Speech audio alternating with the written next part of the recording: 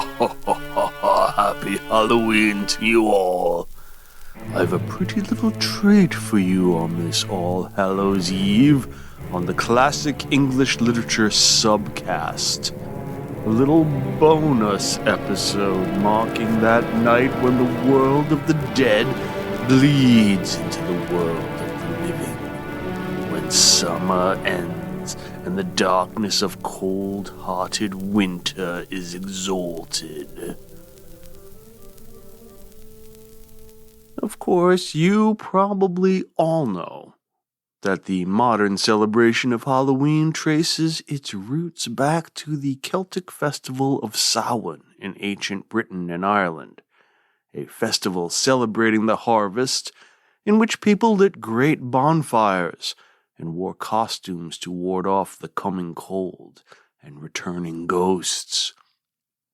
When the Romans arrived in the British Isles in the 1st century of the Common Era, their festival of the dead, which revered the fruit goddess Pomona, blended with Samhain and may be, in fact, where the custom of bobbing for apples came from, the apple being Pomona's favorite snack.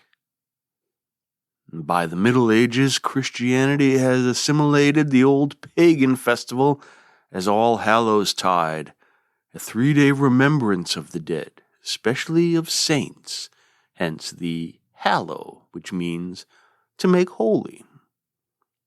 Such sanctioned communion with the dead fit nicely with the Celtic and Roman observances and served a very deep, primal need of humans to confront mortality and mystery. So, to mark the day in my own small way, I've come up with an appropriate little poem for you. It's by the 17th century poet Robert Herrick, whose 1648 collection Hesperides, which contains some 1,400 poems, is considered his magnificent octopus. One of those wee little verses concerns the night ride of a witch and the devil, and it's called The Hag. Are you sitting comfortably? Then we'll begin. The hag is astride this night for to ride, the devil and she together, through thick and through thin, now out and then in, though ne'er so foul be the weather. A thorn or a burr she takes for a spur, with a lash of a bramble she rides now, through brakes and through briars, o'er ditches and mires, she follows the spirit that guides now.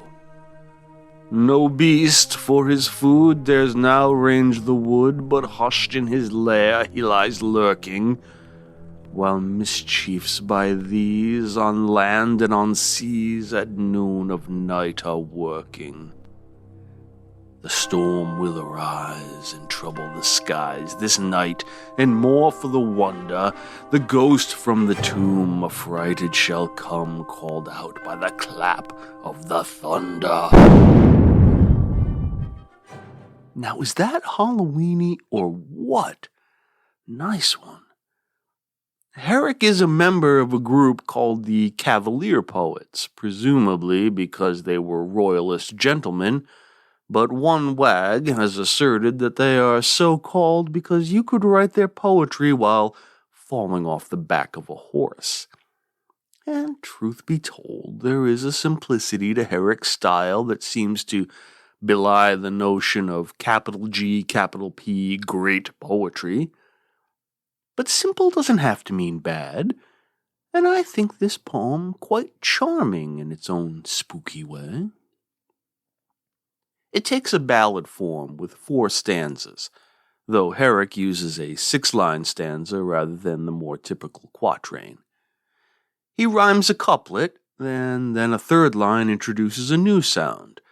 Then there's another couplet with its own rhymes, and then the 6th line chimes with the 3rd, so we've got a rhyme scheme of AAB, CCB, and it's kind of a giddy-up rhyme scheme.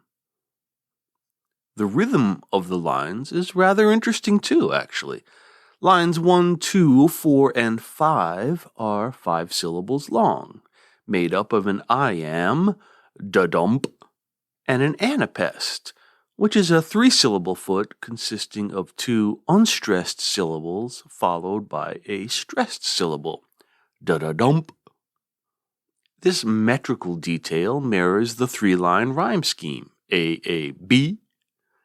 It's a nice touch, so in the first line, for instance, the hag is astride. The beats fall on the syllables hag and stride, which, of course, are the meaning-bearing sounds of the line. Now, lines 3 and 6 are somewhat different. They're 8 syllables long, largely iambic, but they end in a trochee, which is the opposite of an iamb, da-dump.